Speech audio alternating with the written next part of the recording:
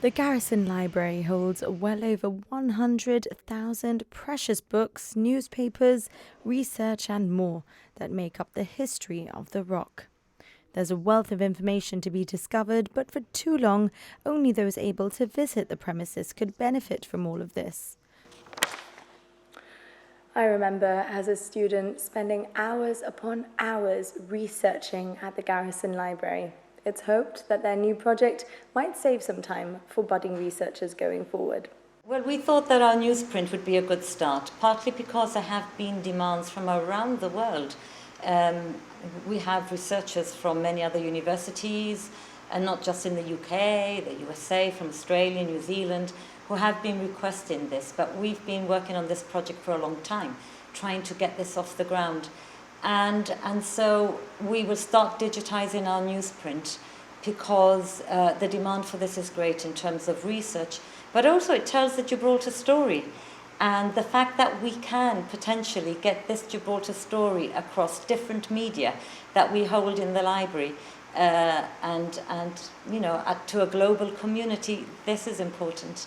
So we start with the Gib Cron, then we go with El Calpense, the Vox that we have the Calpe News, and we have a number of other newspapers which had very, very short runs, but which we hold. And these will be, that may take a bit longer actually, but as soon as we have a package together, this will be on a dedicated web page, available for all to see, to look at. There will be some paywalls at some point, but only for downloads or services. I mean, access to view will be free, but really what we need is to achieve sustainability for this project so that eventually it starts paying for itself. How far back do those papers date? Well, the Gibraltar Chronicle, 1801, and we're the only place that has the full run and the first 10 years. I mean, these are very rare copies and much sought after. A generous grant from the Kasuma Trust has allowed the team to purchase high-grade scanners, which will give old papers a new lease of life. The technology will allow uploaded documents to be fully searchable in English as well as Spanish. Scanning a page from a 1898 Gibraltar Chronicle, and we're using this particular scanner because it has a cradle which allows us to flatten the image, because it's a bit of an issue, especially with some of those earlier editions in the Gibraltar Chronicle archive, because they were collected as bound volumes. Sometimes they were bound so tightly that we need to use the cradle to sort of flatten it down and get the smoothest surface possible in order for the camera to be able to pick it up.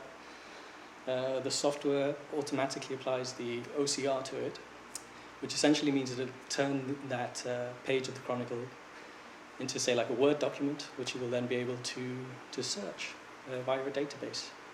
Many of these papers have lived far longer than we have, and each page has a story to tell. The process all begins with conservation.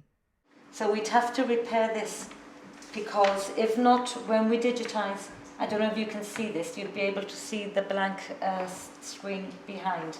So we try to recover the paper if we can. I'm not going to touch it too much, but we just unfold any piece of paper that's loose.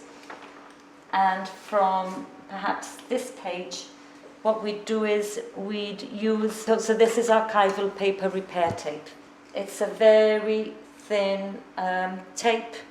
You can read through it, and we just, once we have the paper in place, we just cover. Resources at the library are limited, so the team are working hard to try and do what they can to get this project moving.